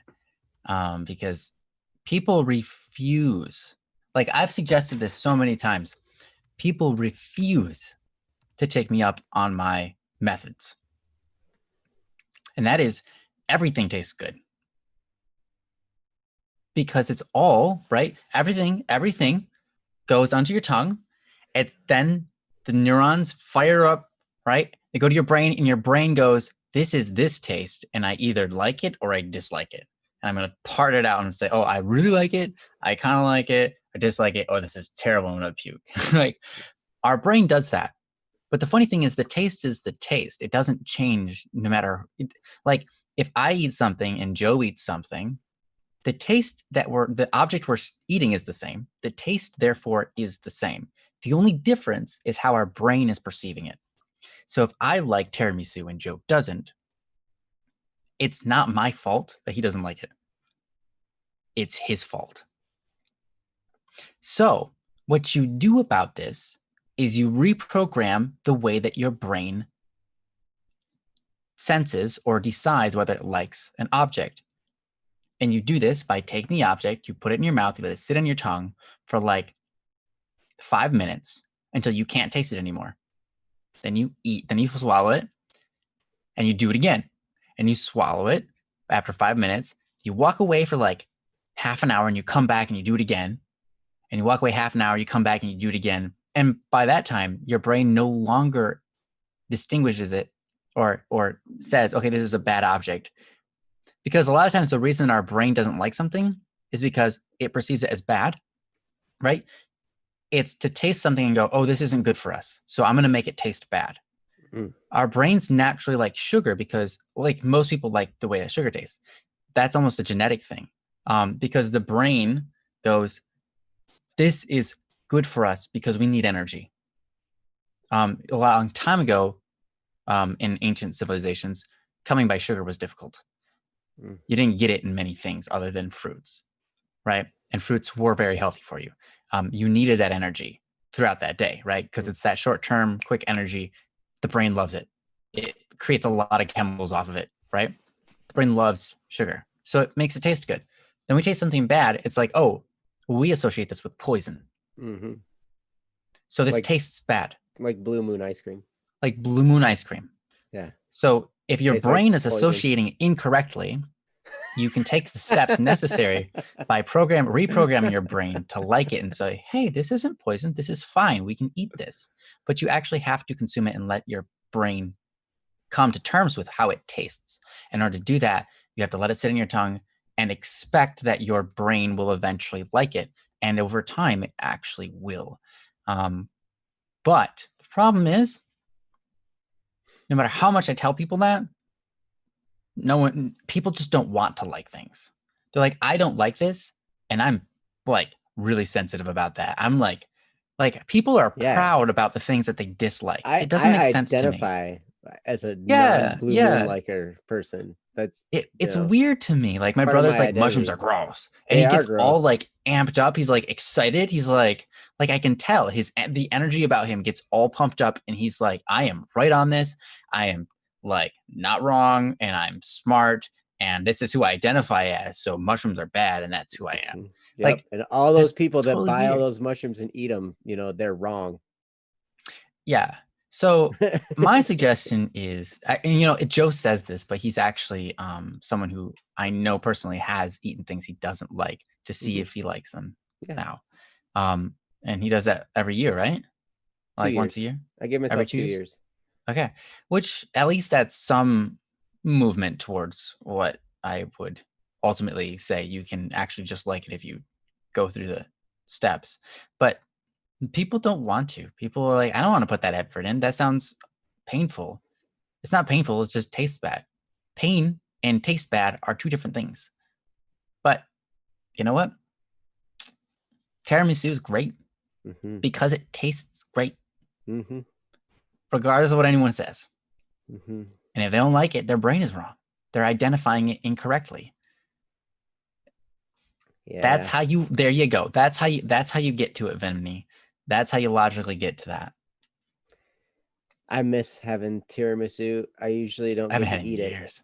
I know it's because a lot of times we always have to be really careful about desserts because my youngest son has a severe allergy to tree nuts, and so Mhm. like you never know what is processed in a facility or whatever, Yeah. right? And so like basically when we found out he was allergic to tree nuts, that means none of us eat anything with tree nuts in it anymore, right? Yeah. So like it just kind of spans everybody. So yeah, but they always get a kick out of it. Like when there comes a time every 2 years, actually it's less than that, they get me to do it more than once every 2 years, but there are times at the restaurant where it's mushroom day. Mom loves mushrooms. I hate mushrooms, but I try them once every 2 years to make sure I still don't like them, right? And it's one of their most favorite things ever to be like, Dad, it hasn't been 2 years, but it's been long enough. You need to try mushroom. That's funny. But you had a blue cheeseburger and you liked it. I did. It was good. Blue cheeseburgers are awesome. Yeah. They're one of my favorite burgers. Not a big fan of blue cheese, but the blue Gotta always eat cheeseburger was good. blue cheeseburgers. You got to eat upside down. Don't eat them Oh. right side up. They're better Mhm. upside down. I see. One of my favorite things to do with a burger is put a fried egg on it. Oh yeah, buddy. I'm Uh-huh. with you on that. Uh-huh. Uh-huh. Yep. And you get to gross out the people at the table because like what happens is like you take a big old bite out of it and all this egg yolk just starts running down your face. Yeah. And then you go, oh, I'm sorry. Did you want some? No, you don't do that. Yeah, man. But yep, that's one of the greatest things ever. Fried egg And burgers yes, are with some great. bacon or some sausage. Oh man, yeah. Oh, now we're talking about food. It's gonna be great. Oh yeah, I I'm gotta- actually gonna get hungry now. I got a bag of pork rinds. Jesse loves the eggs on the burgers too. Does he really? Yeah. Nice. We're all in the same boat there. Jake, Eggs Benedict. Egg Benedicts? Oh, I haven't had that in a Uh-huh. while. That's so good. Yeah. A poached egg. Mm, Poached. on a muffin Which is weird because with some poached egg sauce. is not the same as poaching No, by any means. poaching is illegal. But Poaching is illegal. But A poaching an poached egg, you can poach an egg is- all you want. Yeah. My brother doesn't like poached eggs, and it's not because of the way they taste. It's because he has so a lot of people have this where you see something and you're just grossed out by it. So the egg, he's like, is that fully cooked? It's kind of weird. I don't like it. That's it. And so he's like, I don't like poached eggs. It's like you don't know that you don't like them. You just don't like the idea of them. That's what a lot of people don't like the idea of fish, or they don't like the idea of mushrooms, so they don't like any of it. Now, that's not always the reason, but it is a weird one to me to not like the idea of. I'm like, what am I, a wimp? Let's eat it. That's what I do. I eat balut. Balut is awesome, but I it's don't know what that is. that's the duck fetus. Oh yeah, in the egg. Yeah. Okay. Yeah, And that grosses people out. But I look at it, I'm like, what am I, a wimp? Let's eat it. They say it's good. Yeah, they say it's good. And I had it and I was like, they were right. It is good. Actually Yeah, tastes like balut. good. Yeah. It's a delicacy. Mhm. Where's it from? Where'd It you is. have it? Philippines? Yeah, I had it in the Philippines. Okay. Big money, Ryan. Oh my gosh. No, I had it when I was in the Philippines. So it was like native, It wasn't too bad. It was actually really good. I liked it. But, nothing I would go on my way for, but something I would definitely have again. Mhm. I want to try it. Yeah. Have I'm to go glad to you the would try. Philippines though. Yeah, it's a little bit far away. That's like the other side of the world, almost exactly. Yes. Yeah. Their time zone is literally opposite ours. Almost. Well, it depends on what part. It depends on what season we're in Oh, because of daylight savings time. because of daylight savings. Ah, yes. I Sometimes see. we're exactly 12. Sometimes we are 11. I think that's how it works. Uh-huh. Anyways, cool. Yeah. Hey, we ran the clock. Good job, guys. Thanks for the topic, Mimini. It was wonderful. Yeah. Yes. Same time zone as you, huh, Keel? Hey, cool. I only know this because I've been going to mass in the Philippines, Yeah, that's so cool. which is great. Or Australia. I went to Australia. I went to the Philippines. Yeah, it was cool. But daylight savings is now. Yep. Vimini, are you Filipino? I didn't realize that. If you are, I'd be surprised. Anyways. Yep. Daylight savings is when we set our clocks. We set our clocks ahead. Right? We do this in the United States, but not in all states. Right. Not in all the states. We only do in some of the states. And UK does this too. Oh, Did you know that? Okay. Yeah, certain parts. Not UK, sorry. Certain parts of Europe. I think UK though. And also, what is it like? I don't remember. Denmark also does it or something. It's weird. Okay. I Yeah. can't remember which one. I could be totally wrong with that, but Yep. Spring forward, fall back. So in the I spring, didn't you think set so. your clocks ahead an hour because then, that way, it doesn't stay light until, like midnight. Mm-hmm. Right. And then in the winter, you set it back an hour. So then it stays light until, it gets dark at like 5 o'clock in the evening or something 5 like that. o'clock instead of 4. But the sun, right. But then the sun, yeah.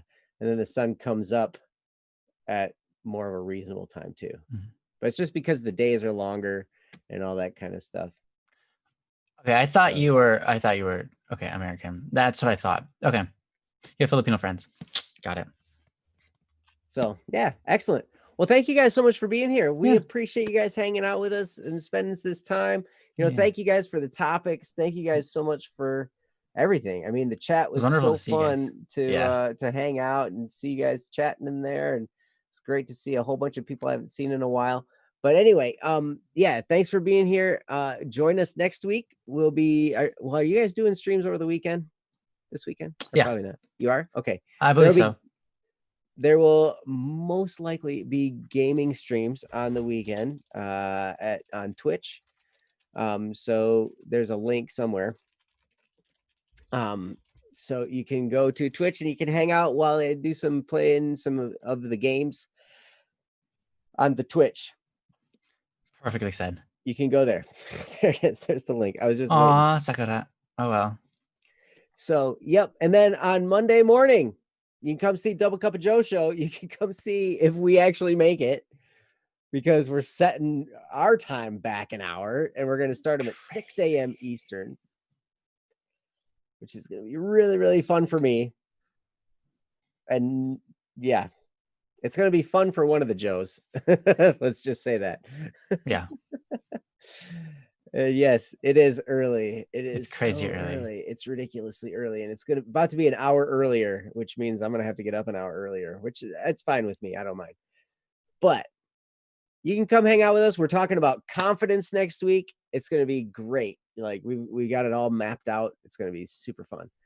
But at any rate, come check it out. And if you can't, you can watch it later. It'll That's be true. available. So at any rate, we love you guys. We're so glad you're here. Go to bss.studio and check us out. And yeah, we'll see you next time. Yeah. Bye-bye, guys. Have a Peace. good one.